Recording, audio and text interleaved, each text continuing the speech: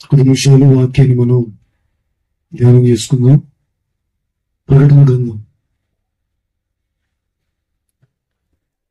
అపోస్తలుడైన యోహాను గారు రాసిన ప్రకటన గ్రంథం 14వ అధ్యాయం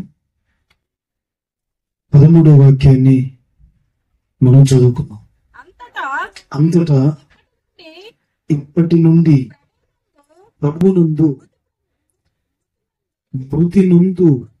మృతులు ధన్యులని వ్రాయమని పరలోకము నుండి ఒక స్వరము చెప్పగా వింటిని. నిజమే, వారు తమ ప్రయాసములు మాని విశ్రాంతి నొందుదురు. వారి క్రియలు వారి వెంట ప్రేగునని ఆత్మ చెప్పుచున్నాడు. దేవునికి స్తోత్రం. కొంచెం చేతులెత్తి చెప్పండి, దేవునికి స్తోత్రం. హల్లెలూయా. జాగ్రత్తగా వినండి.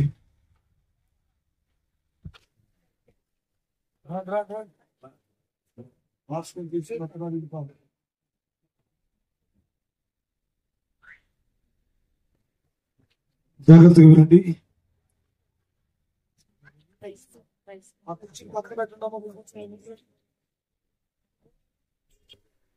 పక్కన వేసేసి మంచి కూర్చోండి.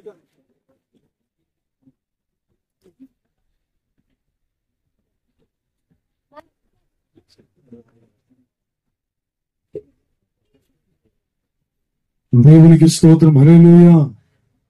చేతులెత్తి చెప్తాం, దేవునికి స్తోత్రం. ఇంకొంచెం గట్టిగా. జాగ్రత్తగా వినండి. యేసు ప్రభువు వారి శిష్యుడు అనబడుతున్నటువంటి యోహాను గారు పద్మాసు లంకలో పరవాసిగా ఉంటూ దేవుని వాక్యం నిమిత్తము, తామిచ్చిన సాక్ష్యము నిమిత్తము పద్మాసు ద్వీపంలో పరవాసిగా ఉన్నటువంటి యేసు ప్రభువు వారి శిష్యుడైనటువంటి యోహాను గారు దేవుని ప్రత్యక్షతను పొందుకొని భూతకాలము, వర్తమాన కాలము, భవిష్యత్ కాలము, ఆ కాలములలో జరిగేటువంటి సంభవాలన్నిటిని గురించి యోహాను గారికి, యేసుక్రీస్తు శిష్యుడు అనబడుతున్నటువంటి యోహాను గారికి ఇక సంభవించబో సంగతులు ఏమిటో పరిశుద్ధాత్మ దేవుడు యోహాను గారికి చెప్తాడు. ఆ చెప్పినటువంటి మాటలన్నీ కూడా గ్రంథస్థం చేయబడతాయి. ఈ గ్రంథస్థం చేయబడి 7 సంఘాలకు, ఆసియాలో ఉన్న 7 సంఘాలకు దేవుడు ఏ విషయాలైతే బయలుపరిచాడో ఆ విషయాలన్నిటినీ కూడా తెలియపరచమని చెప్పి దేవుడు యోహాను గారికి చెప్తాడు. ఆ విషయాలను తెలుసుకున్నటువంటి యోహాను గారు 7 బూరలను గూర్చి, వాటి సంభవాలను గూర్చి, 7 ముద్రలను గూర్చి, వాటి సంభవాలను గూర్చి, 7 పాత్రలను గూర్చి, వాటి సంభవాలను గూర్చి, 7 సంఘాలను గూర్చి, వాటి సంభవాలను గూర్చి తెలుసుకొని భూత వర్తమాన భవిష్యత్ కాలములలో జరగబోయేటువంటి విషయాలన్నిటినీ కూడా సంఘము ఎత్తబడే ఆ ఆఖరి గడియ వరకు భూమి మీద దేవుని స్వరక్తనిచ్చి సంపాదించుకున్న సంఘం ఏదైతే ఉందో ఆ సంఘానికి తెలియపరచమంటాడు దేవాది దేవుడు. అలా తెలియపరచమని చెప్పిన తర్వాత అనేకమైనటువంటి విషయాలు 7 సంఘాలకు, 7 సంఘములలో ఉన్న దూతలకు తెలియపరిచిన పిమ్మట మనం చదువుకున్నటువంటి ప్రకటన గ్రంథం 14వ అధ్యాయం 13వ వచనంలో అంటాడు, అక్కడ అంతటా ఇప్పటి నుండి ప్రభువునందు మృత్యునందు మృతులు ధన్యులని వ్రాయమని పరలోకములో నుండట ఒక స్వరము చెప్పగా వింటిని అన్నాడు. ఇక్కడ దేవునికి స్తోత్రం. జాగ్రత్తగా వినాల. పరలోకములో నుండి ఆత్మరూపి అయినటువంటి దేవాతి దేవుడు యోహాను గారికి భూమి మీద సంభవించబోయేటువంటి సంగతులన్నిటినీ కూడా ఒక్కొక్కటిగా తెలియపరచబడుచు తేట తెల్లంగా విశదపరచబడుచున్నటువంటి సందర్భంలో ఒకానొక సందర్భం వచ్చే సమయానికల్లా ఏకంగా పరలోకములో నుండే ఒక స్వరము బిగ్గరగా చెబుతుందట. ఏమని? ఇప్పటి నుండి ప్రభువు నందు మృత్యునందు మృతులు ధన్యులని వ్రాయమని పరలోకములో నుండి ఒక స్వరం వినబడుతుంది. దేవునికి స్తోత్రం. ఇప్పటి నుండి అంటే ఎప్పటి నుండో తెలుసా? ఇప్పటి నుండి అంటే ఎప్పటి నుండి? సంఘ స్థాపన జరిగిన నాటి నుండి మేడగదిలో ఆదిమ అపోస్తలుల ద్వారా 12 మంది శిష్యుల మధ్యలో 120 మంది సభ్యుల మధ్యలో 10 రోజుల ఉపవాస దీక్ష ముగించబడిన తర్వాత పెంతెకోస్తు అనేటువంటి పండుగ దినము రోజున పరలోకములో నుండి పరిశుద్ధాత్మ దేవుడు అగ్ని జ్వాలల వంటి విభాగింపబడిన నాలుకలు కలిగిన వాడై బలమైనటువంటి గాలిగా వచ్చి ఆ 120 మంది మీద వ్రాలగా ఆ 120 మందిలో 12 మంది అపోస్తలులలో ఒక అపోస్తలుడు అనబడుతున్న పేతురయ్య గారు లేచి నిలిచి ప్రసంగము చేస్తే 3000 మంది యోధా పారంపర్యాచార ప్రకారంగా భక్తి చేయడానికి వచ్చిన పెంతెకోస్తు పండుగను జరిగించడానికి వచ్చినటువంటి వారు మారు మనసు పొందుకున్నారు, పాపక్షమాపణ పొందుకున్నారు, బాప్తిస్మాన్ని తీసుకున్నారు, పరిశుద్ధాత్మ వరము పొందుకున్నారు, మూర్ఖులకి తరమ వారి నుండి వేడై రక్షణ పొందుకొని అపోస్తలుల బోధలో సహవాసములో ప్రార్థనలో ఎత్తి విరుచుటలో చేర్చబడి సంఘములో చేర్చబడ్డారు వాళ్ళు. దేవునికి స్తోత్రం. ఇప్పుడు అప్పటి నుండి ఎప్పటి వరకు ఇక్కడికి ఎక్కిరమ్ము అని చెప్పి ప్రభువే ఆర్పాటముతోనూ ప్రధాన దూత శబ్దముతోనూ దేవుని బోరతోనూ పరలోకములో నుండి ప్రభువు 7,000 కొలది దేవదూతలతో దిగి వచ్చేటప్పుడు క్రీస్తునందు మృతునందున మృతులను ఆ తర్వాత సజీవులు నిలిచి ఉండేటువంటి మనలను ఇక్కడికి ఎక్కిరమ్మను పిలిచేంత వరకు కూడా మృతి నొందేవారున్నారే వారిని ప్రభువునందు మృతి నొందుతున్నటువంటి వారందరినీ కూడా ఏమని సెలవిస్తుందయ్యా వాక్యం అంటే, పరలోకములో నుండి ఏమని ప్రత్యుత్తరం వస్తుందయ్యా అంటే, ప్రభువుని అంతటా ఇంతటి నుండి ప్రభువునందు మృతులందు మృతులు ధన్యులని వ్రాయమని పరలోకములో నుండి ఒక స్వరం వినబడుతుంది. దేవునికి స్తోత్రం. ప్రభువునందు మృతులందిన మృతులట. మనము చాలా మంది వాస్తవానికి పుట్టుడు గిట్టుడు కోసమే, భూమి మీద ఎంతటి గరుడైనా స్థిరుడైన వాడు ఒక్కడు లేడు. రాజ్యాలను ఏలిన రాజులు గాని, ప్రపంచాన్ని ఏలిన చక్రవర్తులు గాని, రాష్ట్రాలను ఏలిన ముఖ్యమంత్రులు గాని, దేశాన్ని పాలించే ప్రధానులు గాని, నియోజకవర్గాలను ఏలే ఎమ్మెల్యేలు గాని, గ్రామాలను ఏలే సర్పంచులు గాని, పేదల మొదలుకొని సామంతుల వరకు, ధనికుల మొదలుకొని దరిద్రుల వరకు ప్రతి ఒక్కరు కూడా వాస్తవానికి మరణించాల్సిందే. దేవునికి స్తోత్రం. మరణమును తప్పించుకోవటం అనేటువంటిది ఎవరి వల్ల కూడా కాదు. మరణము అందరికీ సహజమే. అందరూ పుట్టుతున్నారు. పుట్టిన ప్రతి ఒక్కడు కూడా చనిపోక తప్పదు. నువ్వు దేవుడు నమ్ముకున్నా చనిపోవాలా, దేవుడు నమ్ముకోకపోయినా చనిపోవాలా. కానీ నువ్వు ఎలా చనిపోతే నువ్వు ధన్యుడు అవుతావు. దేవునికి స్తోత్రం.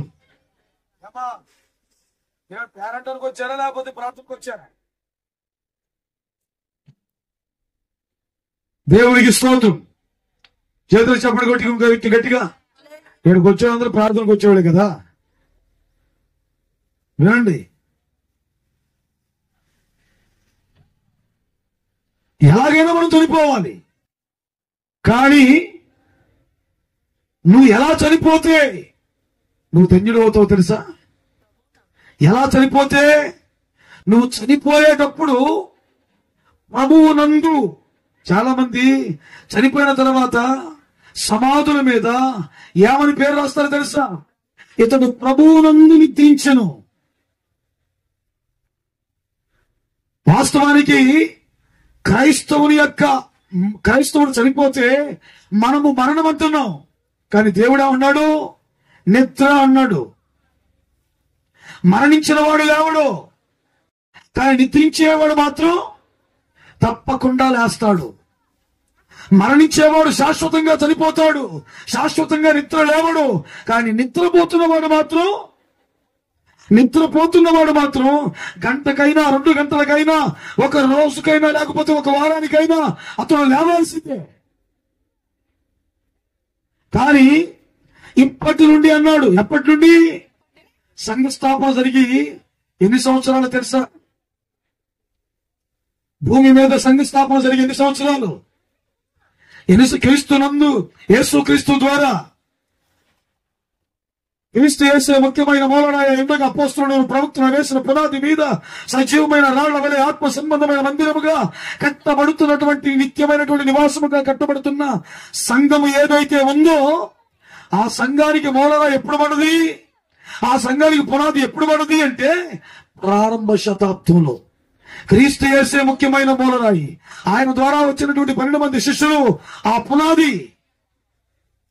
ఆ క్రీస్తునందు విశ్వాసం ఉంచిన వారు, రక్షణ పొందుకున్నవారు, మానమనసు పొంది బాప్తిజం తీసుకున్నవారు, కడమట్టుకు కూడా క్రీస్తులో బ్రతికిన వారు ఆ పునాది మీద కట్టబడుతున్నటువంటి గోడలు. ఒక మందిరం, ఒక ఆత్మ సంబంధమైన మందిరం కట్టబడుతుందట. ప్రారంభ శతాబ్దం యేసు ప్రభువు వారు వచ్చిన నాటి నుండి, శిలువ మరణం పొందిన నాటి నుండి, పునరుద్ధరణగా లేచిన నాటి నుండి మేడగదిలో స్టార్ట్ అయింది ఆ సంఘం. అప్పటి నుండి ఇప్పటి వరకు సుమారుగా 2000 సంవత్సరాలు. సంఘము స్థాపించబడి 2000 సంవత్సరాలు. కానీ సంఘము స్థాపించబడక మునుపు ఉన్న కాలం ఎంత కాలమో తెలుసా? 4000 సంవత్సరాలు. ఆదాము దగ్గర నుండి యేసు ప్రభువు వారి వరకు, మొదటి ఆదాము దగ్గర నుండి కడపటి ఆదాము అనబడుతున్న యేసు ప్రభువు వారి వరకు మానవులందరూ పుడుతున్నారు, చనిపోతున్నారు. కానీ ఎన్ని సంవత్సరాలట? 4000 సంవత్సరాలు. 4000 సంవత్సరాలైనా కానీ వారు ఆదాము నుండి, మొదటి మానవుడు అనబడుతున్న ఆదాము దగ్గర నుండి కడపటి ఆదాము అనబడుతున్న యేసు ప్రభువు వారి వరకు 4000 సంవత్సరాల క్రితం చనిపోయినటువంటి వాళ్ళ కంటే యేసు ప్రభువు వారు వచ్చి మానవ మనుషుల గురించి బోధించి, పాపక్షమాపణను గురించి బోధించి, రక్షణను గురించి బోధించి, అప్పటి నుండి ప్రారంభించబడ్డటువంటి కొత్త నిబంధన సంఘం ఉందే. 4000 సంవత్సరాలలో బ్రతికిన వారి కంటే కూడా ఈ 2000 సంవత్సరాలలో ప్రభువునందు బ్రతుకుతూ చనిపోయినటువంటి వారు దేవుని దృష్టికి ఎలాంటి వారట? ధన్యులు. దేవునికి స్తోత్రం. నువ్వు ఎలా చనిపోతే ధన్యుడవో తెలుసా? దేవునికి స్తోత్రం. ఎప్పుడు ధన్యులమవుతాం? మన మరణానికి ఒక ధన్యత ఎప్పుడు దొరుకుతుంది? మన జీవితానికి ఒక సార్థకత ఎప్పుడు చేకూర్చబడుతుందంటే క్రీస్తులో పుట్టాలి, క్రీస్తులోనే చనిపోవాలి. ఈ క్రీస్తులో పుట్టి క్రీస్తులో చనిపోయే కాలంలో, మధ్యలో ఉన్న కాలంలో క్రీస్తు కొరకే బ్రతకాల. అప్పుడే మనం ఏమవుతామట? ధన్యులు. దేవునికి స్తోత్రం. అంత ఏమన్నాడు ఇక్కడ? 14-13 వచనాల్లో ప్రకటన గ్రంథం అంతటా ఇప్పటి నుండి ప్రభువు నందు మృతి నందిన మృతులు ధన్యులని వ్రాయమని పరలోకములో నుండి ఒక స్వరము చెప్పగా వింటిని. దేవునికి స్తోత్రం. ఇప్పుడు ప్రభువు నందు మృతి నందిన మృతులు ధన్యులు కదా. దేనిని బట్టి? వాడు ధన్యులే, నిజమే. వారు ఒకటి తమ ప్రయాసములు మారి, 2 విశ్రాంతి నొందుదురు. వారి క్రియలు వారి వెంట పోవునని ఆత్మ చెప్పుచున్నాడు. దేవునికి స్తోత్రం. చాలా జాగ్రత్తగా వినండి. వాళ్ళు ఎందుకు ధన్యులు తెలుసా? నిజమే, వారు తమ ప్రయాసములు మాని ఎక్కడికి వెళుతున్నారు? విశ్రాంతికి. వారు ఎవరో? ప్రభువు నందు మృతి నొందిన మృతులు. యేసు క్రీస్తును ప్రభువుగాను సొంత రక్షకుడుగాను అంగీకరించి విశ్వసించి విశ్వాసము ద్వారా బాప్తిస్మం తీసుకొని రక్షణ పొందుకొని నీతిమంతుడు ఆ బాప్తిస్మం తీసుకున్న నాటి నుండి నీతిమంతుడు విశ్వాస మూలముగా జీవించున్నాను ఆ మాట నెరవేర్చి చనిపోతే, ఈ లోకాన్ని విడిచిపెడితే వాళ్ళు అన్నాడు, నిజమే, వారు ధన్యులే. ఎలా ధన్యులయ్యారు? వారు తమ ప్రయాసములు మాని విశ్రాంతికి వెళ్ళిపోయారు. వారు తమ ప్రయాసములు మానారు. భూమి మీద దేవుని కొరకు, తమ కొరకు కాదట, దేవుని కొరకు శ్రమపడ్డాడు, దేవుని కొరకు ప్రయాసపడ్డాడు, దేవుని కొరకు నిందలు అనుభవించాలి, దేవుని కొరకు శ్రమ అనుభవించాలి. ఇవన్నీ అనుభవించినటువంటి వారు ఏమవుతారు? ఎక్కడికి వెళతారు? విశ్రాంతికి వెళతారు. మనందరికీ చాలా తెలుసు, ఆదికాండం 1వ అధ్యాయంలోనే, ఆ 1వ అధ్యాయములో దేవుడు సృష్టిని ఎన్ని దినాలలో సృష్టించాడో తెలుసా? దేవునికి స్తోత్రం. దేవుడు దేవుడు సృష్టిని ఎన్ని రోజుల్లో సృష్టించాడు? ఎన్ని రోజులు? 6 రోజులు. 6 రోజుల్లో దేవుడట నిర్విరామంగా కష్టపడ్డాడు. నిర్విరామంగా కష్టపడ్డ దేవుడు ఎంతగా కష్టపడ్డాడు తెలుసా? 7వ రోజు రాకమునిపే, 7వ రోజు వచ్చి 7వ రోజు రాకమునిపే 7వ దినములోగానే వాళ్ళు ఏం చేశారట? దేవుడు చేయాల్సిన సృష్టి అంతటిని కూడా చేసి 7వ దినమును దేవుడు ఏం చేశాడు? విశ్రమించాడు. 7వ దినమును దేవుడు ఆశీర్వదించి దాన్ని ఏం చేశాడట? విశ్రాంతి దినముగా చేశాడు.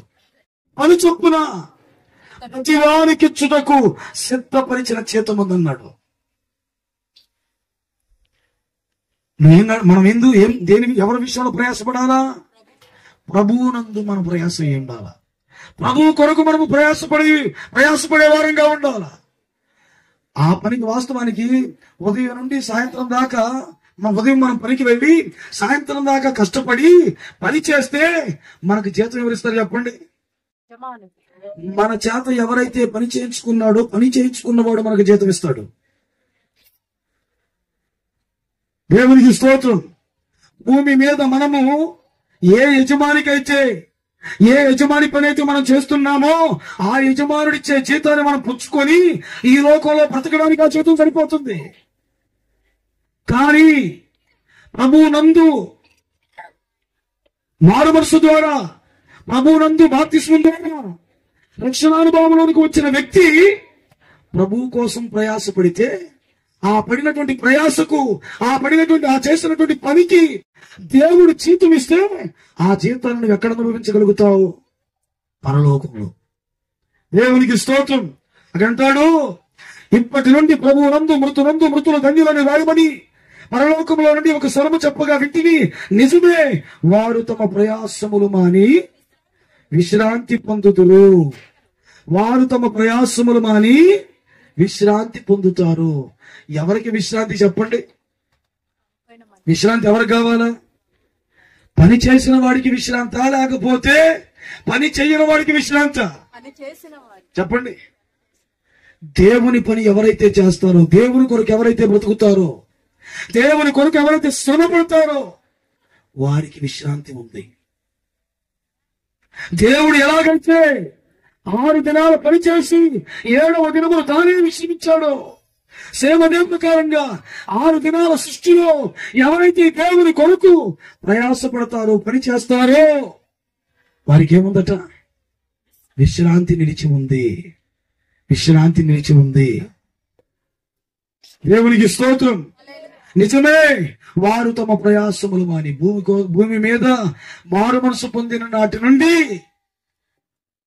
చనిపోయేంత వరకు దేవుని కోసం ఎన్నో శ్రమలు పడుకుంటూ, నిందలు పడుకుంటూ, కష్టాలు పడుకుంటూ, బాధలు పడుకుంటూ, రోగాలను దుఃఖాలను అనుభవించుకుంటూ మనరాని పాటలు పడితే లోకం దృష్టిలో వాస్తవానికి వాళ్ళు దౌర్భాగ్యులుగా ఉండవచ్చేమో, కానీ దేవుని దృష్టిలో మాత్రం వాళ్ళకి జీతం దొరికింది.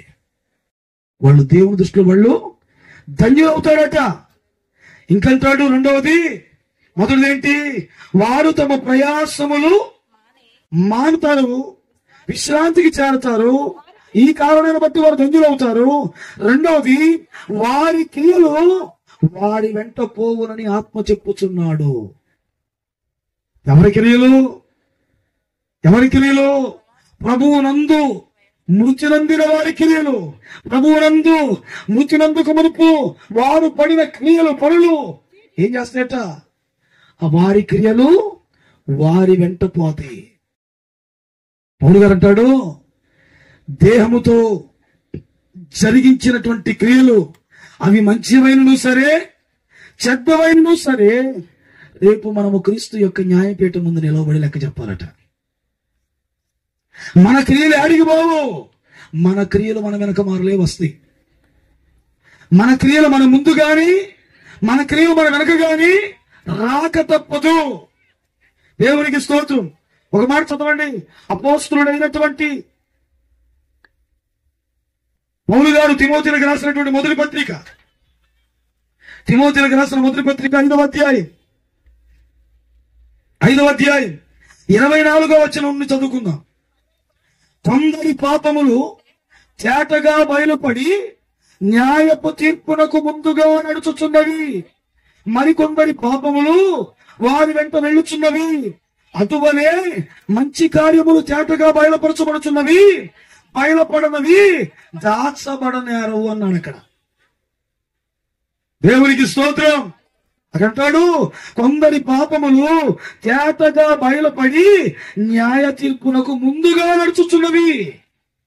న్యాయ తీర్పునకు ముందు. కొంతమంది పాపాలేమో వారి ముందు నడుస్తున్నాయి, కొంతమంది పాపాలేమో వారి వెనకమాల వస్తాయట.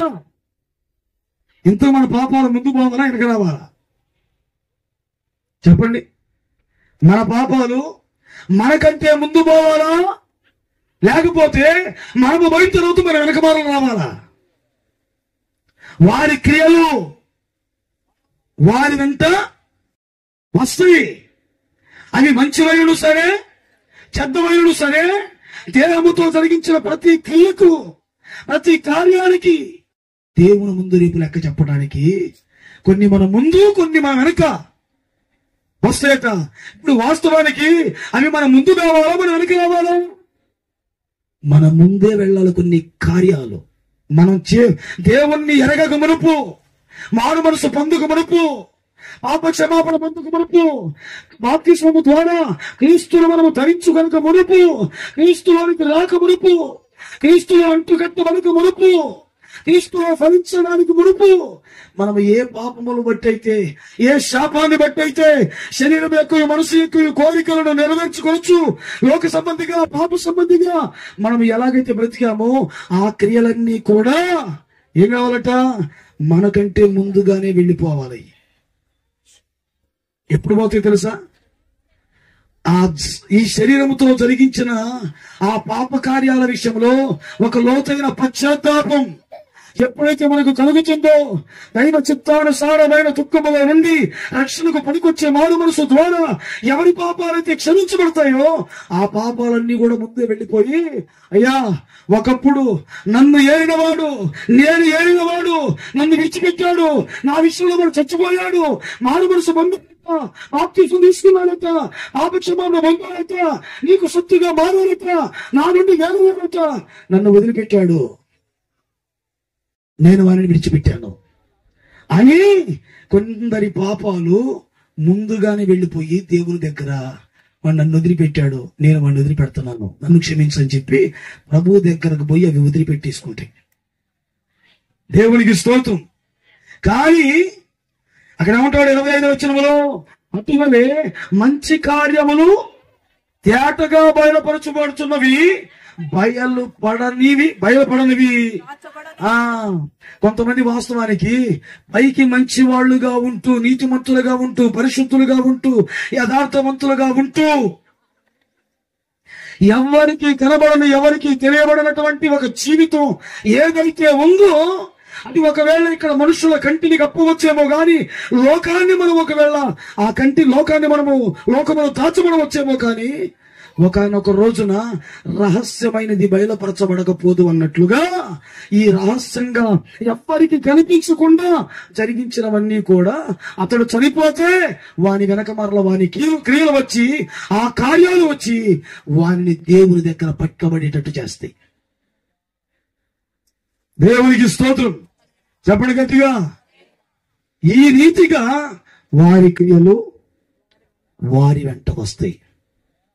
అవి మంచివయ్యి అయ్యా మారు మనసు పొందిన నాటి నుండి ఇతడు ఎలా జీవించాడు, ఈమె ఎలా జీవించింది, నీతిగా జీవించింది, పరిశుద్ధంగా జీవించాడు, యథార్థంగా జీవించాడు, పాపము లేకుండా జీవించాడు అని ఒకవేళ మన బ్రతుకు బాగుంటే మన క్రియలు మనకు సాక్ష్యం ఇస్తాయి. అక్కడ దేవునికి స్తోత్రం. ఈ రీతిగా క్రీస్తునందు ప్రభువునందు మృతి నందినటువంటి వాళ్ళు మొదటిగా తమ ప్రయాసములు మాని విశ్రాంతికి వెళుతున్నారు కాబట్టి వాళ్ళు ధన్యులు. రెండవది, వారి క్రియలు వారి వెంట వచ్చి వారిని నీతిమంతులుగా, పరిశుద్ధులుగా, దేవుని ఎదుట వారిని నీతిమంతులుగా, పరిశుద్ధులుగా చేస్తున్న ఆ కార్యాలే వారిని ధన్యులుగా మారుస్తాయి. దేవునికి స్తోత్రం.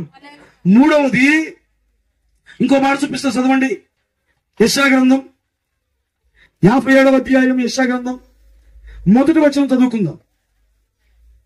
యెషయా గ్రంథం 57వ అధ్యాయం 1వ వచనం. నీతిమంతులు నశించును చూచి ఎవరునూ దానిని మనసున పెట్టరు, భక్తులైన వారు తీసుకొని పోవచ్చున్నారు.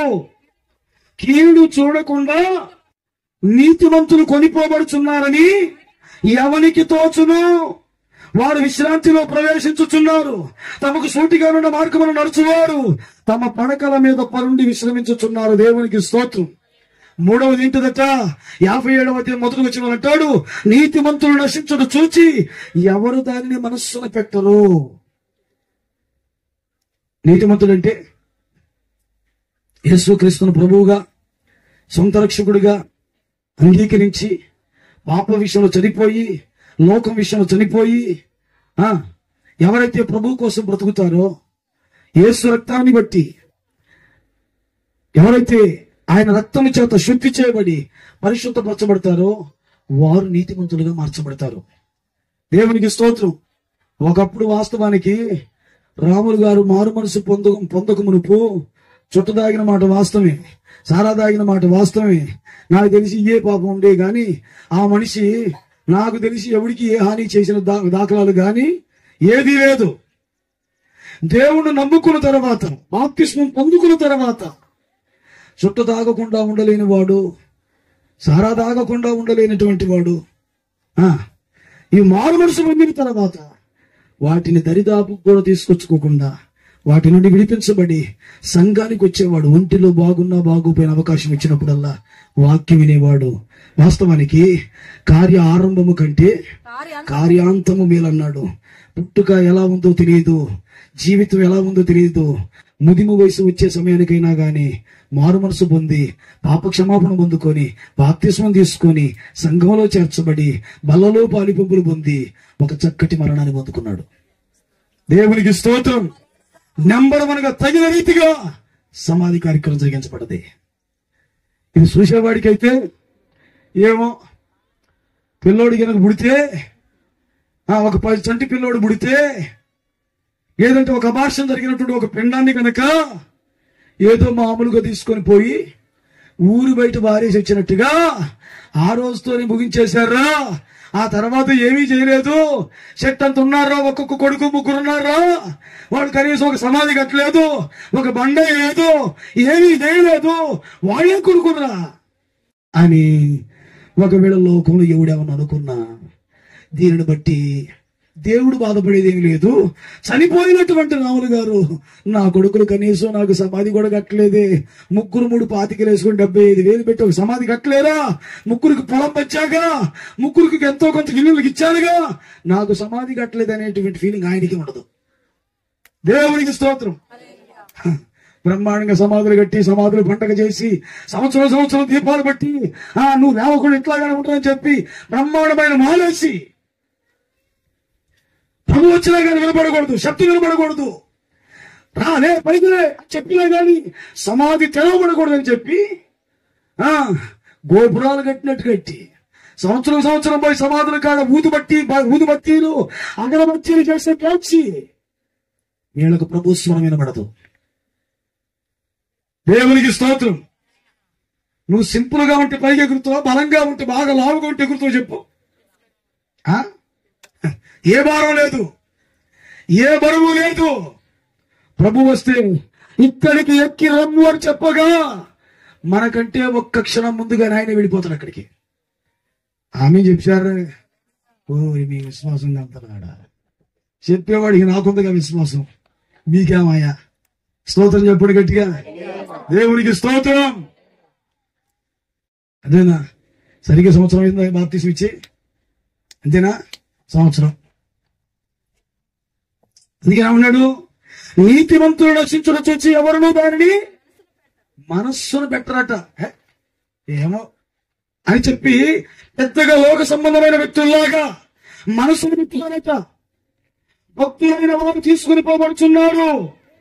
ఎందుకు తీసుకుని పోబడుతున్నారట? కీడు చూడకుండా నీతిమంతులు కొనిపోబడుతున్నారు. దేవునికి స్తోత్రం. పోయిన వాళ్లే ధన్యులండి, పోయిన వాళ్లే ధన్యులు. ఉన్నవాడు ఎన్ని పడాలో, ఇంకా ఎన్ని టెన్షన్లో, ఎన్ని రోగాలు, ఎన్ని బాధలు, ఎన్ని అవమానాలు. పోయేవాడు క్రీస్తులోని పోవాలా. క్రీస్తులో లేకుండా పోతే ఆ బాధ బయలుదేరను. పెనం మీద నుండి ఏకంగా పొయ్యిలో పడ్డట్టు. ఇక క్రీస్తులో ఉన్నవాడు ఏకంగా పెనమ మీద నుండి నేతి బుట్టలో పడ్డట్టు.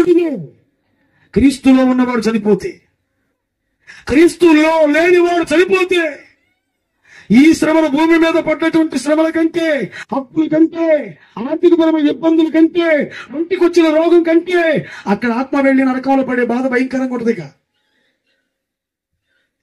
ఇప్పుడు పోయేవారంతా ఎవరు తెలుసా? క్రీస్తునందు మృతులైనటువంటి వాళ్ళు, ముందుగా వెళ్ళిచున్న వాళ్ళు దేనిగా ఎందుకు వెళ్తారో తెలుసా? వారంతా కూడా లోకమంతటి మీదకి రాబోయే శోధన కాలము చూడకుండా, ఆ భయంకరమైన శ్రమల కాలం, ఉపద్రవ కాలాన్ని చూడకుండా, ఈ కళ్ళతో నేరాలు ఘోరాలు చూడకుండా, అన్యాయం అక్రమం చూడకుండా వాళ్ళు ముందుగానే వెళ్ళిపోతున్నారండి. దేవునికి స్తోత్రం. ఉన్నటువంటి వాళ్ళే వినకూడని మాటలు వినాల్సి వస్తుంది, చూడకూడని చూడాల్సి వస్తుంది, చెయ్యకూడని కార్యాలు చేయాల్సి వస్తుంది. లోతునబడుతున్న వాడు సొదొమ గొమొర్రాలో ఉంటేనట, లోతునబడుతున్న వ్యక్తి తాను చూచిన వాటిని బట్టి, తాను వినిన వాటిని బట్టి దినదినము ప్రతిరోజు నీతి కలిగినటువంటి తన హృదయం నొచ్చుకుంటూ బ్రతికాడట. అందుకనే భక్తులైన వారు తీసుకుని పోబడుతున్నారు, కీడు చూడకుండా నీతిమంతులు కొనుపోబడుతున్నారు కనుక వారు తగ్గిన. దేవునికి స్తోత్రం. మొదటిదేంటి? తమ ప్రయాసములు మాని విశ్రాంతిలోనికి పోతున్న కారణాన్ని బట్టి వారు ధన్యులయ్యారు. రెండవది, తమ క్రియలు తమ వెంట వెళ్ళి వారిని నీతిమంతులుగా ప్రభువు ముందు నిలబెట్టబోతున్నాయి కనుక వారు ధన్యులు. మూడవది, కీడు చూడకుండా లోకమంతుల మీదకి రాబోయే శోధన కాలంలో వాళ్ళు చిక్కుపడకుండా, ఉగ్రత పిలుగులో వారు పట్టుబడకుండా ముందుగానే కొనిపోబడుతున్నారు కనుక వారు ధన్యులు. దేవునికి స్తోత్రం. ఎంతగా మరి వీళ్ళు ధన్యులైతే బైబిల్లో దౌర్భాగ్యులు కూడా ఉండారు. వాళ్ళొక్కడి గురించి చెప్పి ముగిస్తా. ఎంతకు మనం ధన్యులమా దౌర్భాగ్యులమా తెలుసుకొని మనం ముగించుకుందాం. త్వరగా తీయండి. అపోస్తలుడైనటువంటి పౌలు గారు కొరింథీ సంఘానికి రాసినటువంటి మొదటి పత్రిక 15వ అధ్యాయం. అపోస్తలుడైన పౌలు గారు కొరింథీ సంఘానికి రాసినటువంటి మొదటి పత్రిక 15వ అధ్యాయం నేనే చదువుతాను, మీరు చూడండి, కొంచెం జాగ్రత్తగా ముగిస్తాను. ఒంట్లో కూడా కాల, నేను వదిలిపెట్టిన మీరు ఆడిపోతారు, కాము కూర్చోండి. అందుకని జాగ్రత్త చూడండి. అపోస్తలుడైన పౌలు గారు కొరింథీ సంఘానికి రాసిన మొదటి పత్రిక 15వ అధ్యాయం 12వ వచనం నుండి నేను చదువుతాను. క్రీస్తు మృతులలో నుండి లేపబడి ఉన్నాడని ప్రకటించబడుచుండగా మీలో కొందరు మృతుల పునరుత్థానము లేదని ఎట్లు చెప్పుచున్నారు? మృతుల పునరుత్థానము లేని యెడల క్రీస్తు కూడా లేపబడి ఉండలేదు. మరియు క్రీస్తు లేపబడి ఉన్నది ఎడల మేము చేయు ప్రకటన వ్యర్థమే, నీ విశ్వాసము వ్యర్థమే. దేవుడు క్రీస్తును లేపినని ఆయన గురించి మేము సాక్ష్యము చెప్పి ఉన్నాము కదా. మృతులు లేపబడిన ఎడల దేవుడు ఆయనను లేపలేదు కనుక మేము దేవుని విషయమై అబద్ధపు సాక్ష్యముగా అగపడుచున్నాము. 16వ వచనం, మృతులు లేపబడిన ఎడల క్రీస్తు కూడా లేపబడలేదు. క్రీస్తు లేపబడిన ఎడల మీ విశ్వాసము వ్యర్థమే, మీరింకా మీ పాపములోనే ఉన్నారు అని. అంతేకాదు క్రీస్తునందు నిద్రించిన వారును నశిస్తారని చెప్తున్నాడు అని 19వ వచనం అంటాడు. ఈ జీవిత కాలము మటుకే మనము క్రీస్తునందు నిరీక్షించువారమైన ఎడల మనుషులందరికంటే దౌర్భాగ్యమైపోతామన్నాడు. దేవునికి స్తోత్రం. ఏమన్నాడు అక్కడ? ఈ కొరింథీ సంఘంలోనట చాలా మంది క్రీస్తు లేపబడలేదు, మృతుల పునరుత్థానం జరగలేదు, నిత్యమైన తీర్పు ఉండదు అని ఒక ప్రక్క యేసుక్రీస్తు పౌలు భక్తుడు యేసు ప్రభుల వారి యొక్క పునరుత్థానాన్ని గూర్చి బాహాటముగా సాక్ష్యము చెప్పుచూ ఉండగా కొంతమంది ఏం చేస్తున్నారట? యేసు ప్రభువు వారు లేపబడలేదు అని కొరింథీ సంఘములో ఉన్నవారే కొంతమంది చెబుతున్నారు. మృతులు లేపబడి ఉండని, క్రీస్తు మృతులలో నుండి లేపబడి ఉన్నాడని ప్రకటించబడుచుండగా మీలో కొందరు మృతుల పునరుద్ధానము లేదని ఎట్లు చెప్పుచున్నారు? దేవునికి స్తోత్రం. ఇప్పుడు చాలా మంది భయం లేకుండా నిర్భయంగా పాపములో శాపములో బ్రతకడానికి గల కారణం ఏమిటో తెలుసా? శరీరంలో బ్రతికి ఉన్నంత కాలం బ్రహ్మాండంగా మనం ఎంతలాగైనా బ్రతకొచ్చు. సచ్చిన తర్వాత ఎవడు చూశాడండి పరలోకం నరకం ఉన్నదని? ఎవరు భావించారు? మీకు వాక్యం చెబుతున్న పాస్టర్ గారు ఎవరు పోయాడో పరలోకం, ఆయన ఎవరు పోయాడో నరకం అని చెప్పి కొంతమంది వితండవాదముగా వాస్తవానికి చనిపోయినటువంటి వాడు తిరిగి లేపబడే పరిస్థితి లేదు, మట్టికి మందుగా దుమ్ముగా దూడిగా అలా మారిపోతాడు తప్ప పుట్టినవాడు మరలా ఏమన్నా ఒకవేళ చనిపోయిన వాడు పుడితే వారి క్రియలను బట్టి కుక్కగానో రెక్కగానో లేకపోతే ఇంకా ఉన్నతమైన జీవితాన్ని కలిగి పుడతాడే గాని మరలా పరలోకమనో నరకమనో ఉండదనేటువంటిది లేదు అని అనుకొని ఏం చేస్తున్నారు తెలుసా? భయంకరంగా విచ్చలవిడితనంగా బ్రతుకుతున్నారు. మనం ఎవరికి లెక్క చెప్పాల్సిన పని లేదు, మనం ఎవరి ముందు నిలబడాల్సిన పని లేదు, మనం ఎవరికి కూడా సంజాయిషి ఇవ్వాల్సిన పని లేదు. భూమి మీద నేనే రాజు నేనే మంత్రి అన్నట్లుగా దేవుని భయము లేకుండా బ్రతుకుతున్నారట. దేవునికి స్తోత్రం. ఒక పక్క ఏమని బోధిస్తున్నాడు పౌలు గారు? క్రీస్తు మృతులలో నుండి లేపబడి ఉన్నాడని ప్రకటన చేస్తూ ఉండగా కొంతమంది, అందరు కాదట కొందరు ఎలా ఉన్నారు? క్రీస్తు మృతులలో నుండి లేపబడలేదు, మృతుల పునరుత్థానం లేదు, నిత్యమైన తీర్పు లేదు, చనిపోయిన తర్వాత ఆత్మ పరలోకానికి నరకానికి వెళ్ళదు అనేటువంటిది ఎవరనుకుంటున్నారని అంటే సంఘములో ఉన్నవారు కొందరు, అందరు కాదు. వాళ్ళ ఉద్దేశం ఏంటి తెలుసా? వీళ్ళని ఎందుకు అనుకుంటున్నారు? వాళ్ళ ఉద్దేశం ఏంటంటే 19వ వచనం అంటాడు, ఈ జీవిత కాలము మటుకి వాళ్ళు ఎందుకు మరి ప్రభువుని ఎందుకు నమ్మారు? మృతుల పునరుత్థానం లేకపోతే వాళ్ళు ప్రభువుని ఎందుకు నమ్మారు? నిత్యమైన తీర్పు లేకపోతే వాళ్ళు ప్రభువుని ఎందుకు నమ్మారు? ఆత్మ పరలోకానికి నరకానికి వెళ్ళకపోతే ప్రభువుని ఎందుకు నమ్మారు అంటే వాళ్ళు ఎందుకు నమ్మారట? ఈ జీవిత కాలము మట్టుకే మనము క్రీస్తునందు నిరీక్షించు వారమైన ఎడల మనుషులందరికంటే దౌర్భాగ్యులమైందు అన్నాడు అక్కడ. వీళ్ళు మరి ఎందుకు నమ్మారండి? మృతుల పునరుద్ధానం నమ్మట్లేదు, నిత్యమైన తీర్పు ఉందని నమ్మడం లేదు, పరలోకము నరకము ఉన్నదని నమ్మడం లేదు. మరి ఇవన్నీ నమ్మకుండా ఎందుకు నమ్మారు యేసు ప్రభుల వారిని? దేవునికి స్తోత్రం. ఎందుకు నమ్మారు? ఎందుకు నమ్మారు అంటే ఈ జీవిత కాలాన్ని గురించిన జీవితం కోసం మాత్రమే. ఏం జీవితం? ఈ జీవిత కాలము మట్టుకే. ఎన్ని సంవత్సరాలు? మా ఆయుష్కాలం 60 సంవత్సరములు, 70 సంవత్సరములు, అధిక బలమున్న 80 సంవత్సరములు అన్నాడు. ఈ 80 సంవత్సరాలైనా అయినను వాటి వైభవము ఆయాసము దొక్కిన అన్నాడు. ఈ 70 సంవత్సరాల, ఈ 60 సంవత్సరాల ఈ జీవితం కోసమే దేవుణ్ణి నమ్ముకున్న వ్యక్తివైతే నీకంటే భవానీ మాలేసిన భక్తుడు నయ్యం. నువ్వు దేవుణ్ణి నమ్ముకొని, యేసుక్రీస్తు నమ్ముకొని ఈ లోక సంబంధమైన వాటి కొరకే నమ్మే వ్యక్తివైతే, ఈ లోక సంబంధమైన రోగాల కోసమో, ఈ లోకములో నీకున్న అప్పుల కోసమో, ఈ లోకములో నీకున్నటువంటి ఆర్థికపరమైన ఇబ్బందుల కోసమో, నీ పిల్లల పెళ్లి కోసమో, నీ పిల్లల ఉద్యోగాల కోసమో, నీ పిల్లలకు పిల్లల పుట్టాలనే ఆలోచన కోసమో, వీటి కోసమే నువ్వు దేవుడు నమ్ముకున్న వ్యక్తి అయితే నీకంటే దౌర్భాగ్యుడు ఈ లోకం ఎవడు లేడు. ఎవరు ధన్యులు? మొట్టమొదటి ఎవరట? వాళ్ళెవరు? తమ ప్రయాసములు మారి ప్రభు కోసం ఎన్నో శ్రమలు అనుభవించి, అనేక శ్రమలను అనుభవించిన పిమ్మట మనము దేవుని రాజ్యంలో ప్రవేశించాలట. నా నామము నిమిత్తము చెడులు మిమ్మల్ని నిందించి హింసించి మీ మీద అబద్ధముగా చెడ్డ మాటలలో పలుకున్నప్పుడు సంతోషించండి, ఆనందించండి, పరలోకమందు మీ ఫలమధికమవుతున్నాడు. ఇవన్నీ అనుభవించి ఇలాంటి ప్రయాసములు మాని, ప్రయాసపడి ఆఖరిగా మరణము తర్వాత ఇవన్నీ కూడా మాని మనం ఎక్కడికి పోవడానికి? విశ్రాంతిలోనికి ప్రవేశించిన తర్వాత మనం ధన్యులమవుతాం.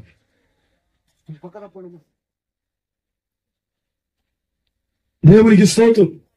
ఎప్పుడు ధన్యులం? ఒకటి, మన ప్రయాసములు మానాలి. దేవుని కొరకు మనం పడ్డ ప్రయాసం మానాలి. మనం ఎక్కడికి చేరాలి? విశ్రాంతికి వెళితే మనం ధన్యులం. రెండవది వారి క్రియలు వారి వెంట వస్తాయి. ఆ క్రియలు ఏమవుతాయట? దేవుని ఎదుట మనల్ని నీతిమంతుడిగా నిలబెట్టగలిగితే ధన్యులం. మూడవది, కీడు చూడకుండా మనం కొనిపోబడాల. ఈ లోకం మీదకు రాబోయే క్రీస్తు విరోధి పరిపాలనకు ముందుకు, క్రీస్తు విరోధి పరిపాలనలో వచ్చేటువంటి కీడు చూడకుండా మనము ముందుగానే వెళ్ళిపోతే ధన్యులం. ఎప్పుడు దౌర్భాగ్యం అవుతాం? నీ ఉద్దేశం ప్రభువు నమ్ముకోవలసిన ఉద్దేశం ఇది. నాకు అక్కడ జీతం దొరికింది ప్రభు కోసం, ఇక్కడ ప్రయాసపడితే అక్కడ జీతం దొరికిందని అక్కడ పరలోకం కోసం నువ్వు నమ్ముకోవాలా. ఇక్కడ కీడు అనుభవిస్తే అక్కడ నాకు మేలు అనుభవించే ఛాన్స్ ఉందని దానికోసం ఇక్కడ నువ్వు ప్రభువు నమ్ముకోవాలా. దేవునికి స్తోత్రం. అర్థమవుతుందా? ఇక్కడ దేవుని కొరకు నువ్వు పడినటువంటి ప్రయాసం ఏదైతే ఉందో, నీ క్రియలు అవి మంచివైతే, అవి మంచివైనను సరే, చెడ్డమైనను సరే, దేహమందు జరిగించిన ప్రతి క్రియలు దేవుని యొక్క న్యాయపీఠం ముందు దేవుడు నిన్ను లెక్కడుగుతాడు. కాబట్టి నా క్రియలు మంచిగా ఉండాలని అప్పటి నుండి నువ్వు ఎలా ఉండాలో మారు మనసు పొందుకున్నటి నుండి నీ క్రియలు దేవునికి మహిమకరంగా ఉంటే నువ్వు ధన్యుడు అవుతావు. ఇది కాకుండా ఈ జీవిత కాలము మట్టుకే, అర్థమవుతుందా? నాకు రోగం వచ్చింది, డాక్టర్ నయమవుదన్నారు, నమ్ముకుంటే ప్రభు నమ్ముకుంటాను, ఈ రోగం తగ్గిపోతే ప్రభు కోసం బ్రతుకుతాను. నేనంటాను దేవుడు రోగాలు తగ్గించడం చెప్పట్లా, రోగాలు తగ్గించడం చెప్పట్లా. నేను దేవుడు నమ్ముకొని 18 సంవత్సరాలు, మారు మనసు పొందిన బాప్తిసం తీసుకున్న నాటి నుండి ఇప్పటికి 18 సంవత్సరాలు నేను ఈ డాక్టర్ దగ్గరకు పోను. దేవుడు బాగు చేయడం చెప్పను, దేవుడు స్వస్థపరచడం చెప్పను. అర్థమవుతుందా? దేవుడు బాగు చేస్తాడు విశ్వాసం ద్వారా. కానీ దానికోసం దేవుని దగ్గరకు రాకూడదు. నీ శరీర సంబంధమైన రోగం కంటే నీ ఆత్మ సంబంధమైన రోగం, దానికి సోకిన పాపం అది భయంకరము కనుక దానిని తప్పించుకోవడానికి నువ్వు ప్రభు దగ్గరకు రావాలా. శరీరానికి రోగం వచ్చి ఆత్మలో రోగం లేకుండా నువ్వు చచ్చిపోతే నీ ఆత్మ పరదేశికి పోతుంది. నీ శరీరంలో ఏ రోగం లేకుండా నీ ఆత్మలో పాపం అనబడుతున్న రోగం, ఎవరికి తెలియనటువంటి రోగం ఒకటి ఉంటే నిన్ను అంగరంగ వైభవంగా అపాసులు కాల్చుకుంటూ మేళాలు తాళాలు పెట్టి గొప్ప గొప్ప సేవకులు వచ్చి ప్రార్థన పూర్వకంగా ఊరి బయటికి తీసుకుని పోయి భూస్థాపన చేసి సమాధి పెట్టినా గాని నీ ఆత్మ పాతాళానికి పోకుండా ఎవడు అడ్డుపడలేడు. నీకు వచ్చిన శరీర సంబంధమైన రోగాన్ని బట్టి కాదట, నీకున్న ఆత్మ సంబంధమైన రోగాన్ని బట్టి నువ్వు ప్రభు దగ్గరకు రావాలా, ప్రభువుని విశ్వసించాలా. అందుకంటాడు ఈ జీవిత కాలము మట్టికే. ఈ జీవితం ఎంతకాలం చెప్పండి? ఇంతలో కనబడి అంతలో మాయమైపోయేవాళ్ళం, నీటి మీద బుడగ లాంటి వాళ్ళం, గడ్డికి పూసినటువంటి పువ్వు లాంటి వాళ్ళం, ఎసరు వెళ్ళి మరణ ఎలాంటి కాలు లాంటి వాళ్ళం. ఏ క్షణాలు ఏమి సంభవించబోతుందో తెలియకుండా బ్రతుకుతున్న వాళ్ళం. తమ కాలము ఎప్పుడు వచ్చినా మనకి తెలియకుండా, మన తొలి శ్వాస ఎప్పుడో మనకి తెలియదు, తుది శ్వాస ఎప్పుడు విడుస్తామో తెలియదు, ఆయన ఎప్పుడు వస్తాడో తెలియదు, మనం ఎప్పుడు వెళ్తామో తెలియదు. ఈ కాలగమనం మధ్యలో బ్రతుకుతున్నటువంటి మనం అల్పకాల పాప భోగాల వైపు చూడకుండా, అల్పకాల పాప భోగాల వైపు చూడకుండా, మధ్యలో కలిసిపోయే శరీరం వైపు కానీ, శరీర సంబంధమైన ఇచ్చిన వైపు కానీ, దీనికి వచ్చేటువంటి రోగాలను బట్టో, దీనికి వచ్చేటువంటి అవకాశాలు, దీనికి పెట్టేటువంటి ఆహారాన్ని బట్టో దీనికోసం ప్రభు దగ్గరకు రాకూడదు. దీనికోసం వచ్చే వ్యక్తివైతే బైబిల్ ఏం చదివిస్తుంది? మనుషులందరికంటే దౌర్భాగ్యులు, మనుషులందరికంటే దౌర్భాగ్యులట. కానీ వాక్యం సెలవుస్తుంది, అంతటా ఇప్పటి నుండి ప్రభువులో ఉంటూ మృతి నొందిన మృతులు ధన్యులు. నిజమే, వారు తమ ప్రయాసములు మాని విశ్రాంతి నొందుచున్నారు. వారి క్రియలు వారితో కూడా వెళ్ళిపోతున్నాయి. వారు నీతిమంతులు మరణించుట ఎవరు కూడా మనసును పెట్టడం లేదు. వారు కీడును తప్పించుకోవడం కోసమే వారు ఏమవుతున్నారట? ప్రభు వారిని పిలుస్తున్నాడు. అంతేగాని దేవుని నమ్ముకుంటే రోగాలు పోతాయి, దేవుని నమ్ముకుంటే సమస్యలు పోతాయి. అర్థమవుతుందా? వీటి కోసం నువ్వు ప్రభు దగ్గరకు వస్తే, వీటి కోసమే ప్రభువును నమ్ముకొని వాటి కోసమే భక్తి చేస్తున్న వ్యక్తివైతే దేవుడు నీ సమస్య తీసేస్తాడు. వాక్యం సెలవిస్తుంది, మీరు అడగక మునిపే మీ అవసరత ఏదో నాకు తెలుసు అన్నాడు. మనం అడగక మునిపే, మనము ప్రార్థించక మునిపే మన అవసరత తెలుసట. దేహం ముఖ్యమా, దేహానికి వేసే బట్ట ముఖ్యమా? ఆహారము కంటే వస్త్రము, వస్త్రము కంటే దేహం ముఖ్యమట. ఏది ముఖ్యం? వస్త్రము కంటే దేహం ముఖ్యం, దేహము కంటే ఆత్మ ముఖ్యం. నువ్వు పైన ఉన్నటువంటి దేహాన్ని చూస్తున్నావు, లోపల ఉన్న ఆత్మ మాత్రం చూడటం లేదు. పైన ఉన్నటువంటి దేహం అనేటువంటిది మట్టిలో కలిసిపోద్ది. లోపల ఉన్న ఆత్మ బయటకు వస్తే పైన ఉన్న శరీరం అనేటువంటిది ఎంత త్వరగా చచ్చిపోతే అంత త్వరగా పాతి పెడుతున్నారండి. భూమి మీద బ్రతికి ఉంటేనే బంధాలు, భూమి మీద బ్రతికి ఉంటేనే అనుబంధాలు, భూమి మీద బ్రతికుంటేనే ఆప్యాయతలు. చచ్చిపోతే మరుక్షణమే పెట్టి తయారు చేపించే త్వరగా అది టైం కావాలి, లేపాలి అని చెబుతున్నారు. ఎంత త్వరగా చనిపోతున్నావు అంత తొందరగా మర్చిపోతున్నారు. నీకోసం చచ్చేవాడెవడు లేడు. కానీ నీకోసం ప్రాణం పెట్టిన ప్రభు కోసం బ్రతకగలిగితేనే. అర్థమవుతుందా? గోధుమ గింజ భూమిలో పడి చచ్చిపోవాలట. అది చచ్చిపోకపోతే విస్తారముగా ఫలించదు. ఈ గోధుమ గింజ కూడా, ఈ మట్టి శరీరం అనబడుతున్న ఈ గోధుమ గింజ కూడా ఇది భూమిలో పడిపోవాలా. చచ్చిపోయి కోసానికి ఇది భూమిలో పడిపోయి కప్పి పెట్టబడిన తర్వాత ఆత్మ అనేటువంటి దానికి యుగయుగాల జీవితం ఉంది పరలోకంలో. ఒక్క గింజగా, ఒంటి గింజగా ఇది పాత పెట్టబడుతుంది. కొద్ది కాలంగా ఇది భూమి మీద ఉండి కొద్ది కాలంగా భూమి మీద జీవించి ఇది భూమిలో పాతి పెట్టబడుతుంది. ఆ తర్వాత ఇది ఎప్పుడైతే మట్టికి మన్నుగా వెళ్ళిపోతుందో ఆత్మ మాత్రం యుగయుగాల జీవితానికి వెళ్ళిపోతుంది. నీకున్నటువంటి 50 సంవత్సరాల జీవితం, 60 సంవత్సరాల జీవితం, 70 సంవత్సరాల జీవితం దీనిని చూసుకొని దీనికోసమే నువ్వు బతుకుతూ ఉంటే నీ అంతరంగంలో ఉన్న ఆత్మ విషయాన్ని నువ్వు పట్టించుకోకుండా, దానికి కూడా వాస్తవానికి ఆకలి ఉంది, దానికి తప్పిక ఉంది, దానికి వస్త్రం కావాలా, దానికి చెప్పులు కావాలా, దానికి కూడా పరలోకంలో ఒక నివాసం కావాలా అని దాని గురించి పట్టించుకోకుండా కేవలం శరీరాన్ని గురించి పట్టించుకునే వ్యక్తి అయితే నేను శరీర సంబంధం అంటాడు దేవుడు. దీనికి బట్ట కావాలా, శరీరానికి బట్ట కావాలా, మరి ఆత్మకి రక్షణలో పడుతున్న వస్తువులు కావాలా,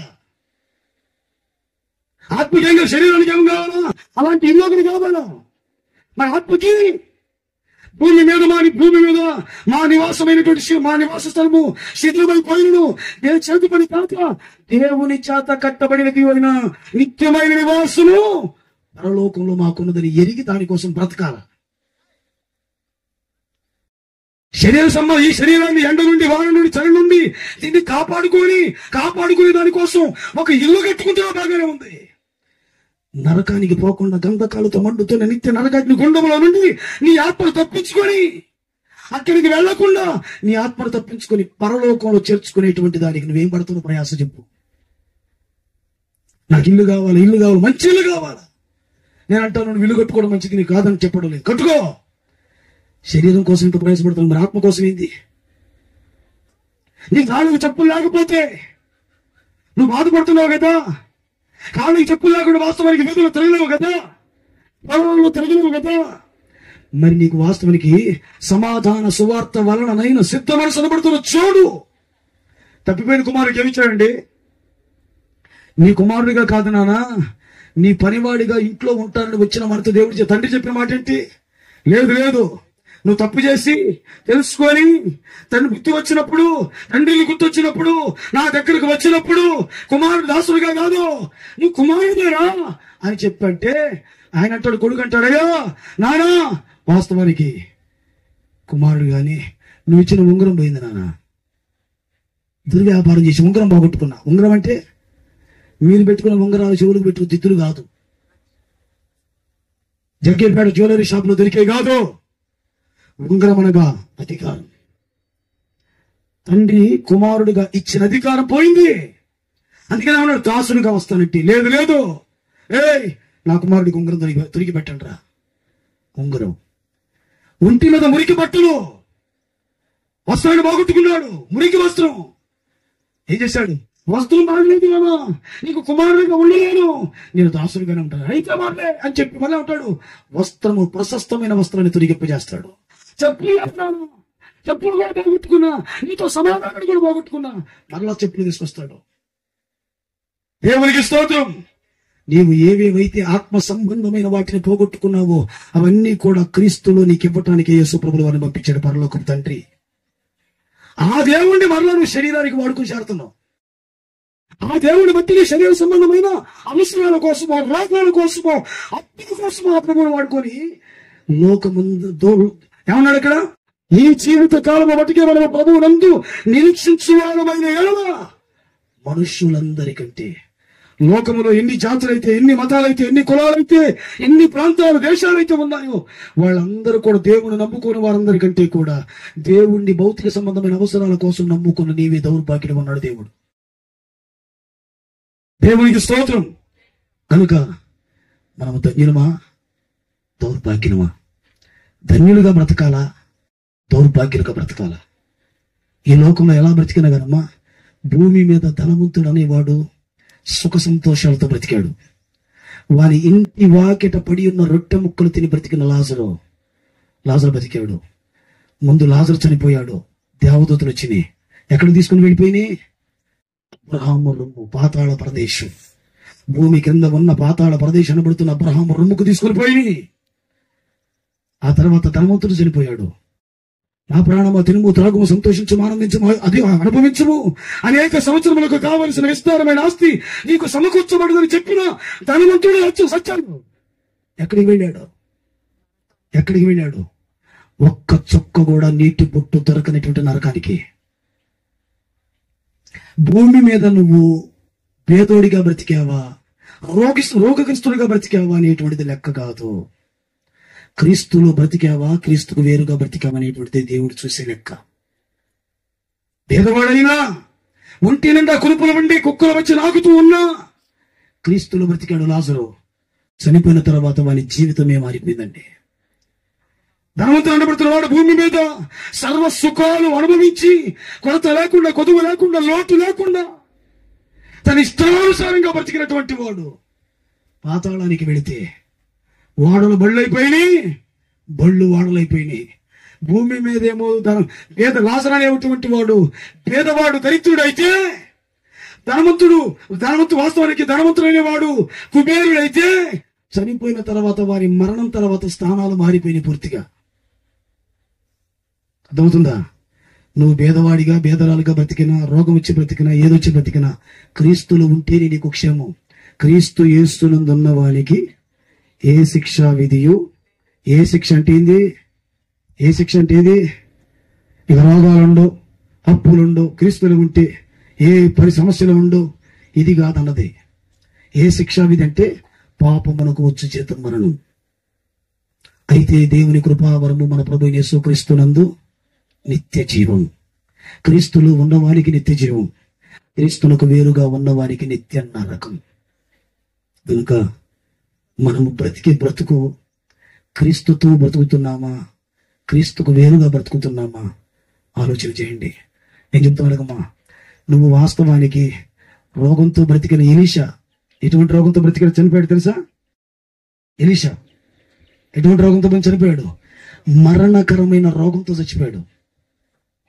పరదేశికి వెళ్ళడానికి ఏమన్నా ఆటంకం ఉందా? ఆటంకం ఉందా? లేదు కదా. నువ్వు రోగంతో బ్రతికినా, అప్పులతో బ్రతికినా, ఇబ్బందులు పడుతూ బ్రతికినా క్రీస్తులో ఉంటే నీకు చనిపోయిన తర్వాత శిక్ష ఉండదు, యుగ యుగాల శిక్ష ఉండదు. కనుక ఆ క్రీస్తులో మనం బ్రతుకుదాం. శ్రమలైన, హింసలైన, నిందలైన, అవమానాలైన క్రీస్తులో మనం బ్రతుకుదాం. దేవుడు మన గట్టి కృపను అనుగ్రహించినట్లుగా దయచేసి ప్రార్థన చేసుకుందాం. మోకరించున్నాం.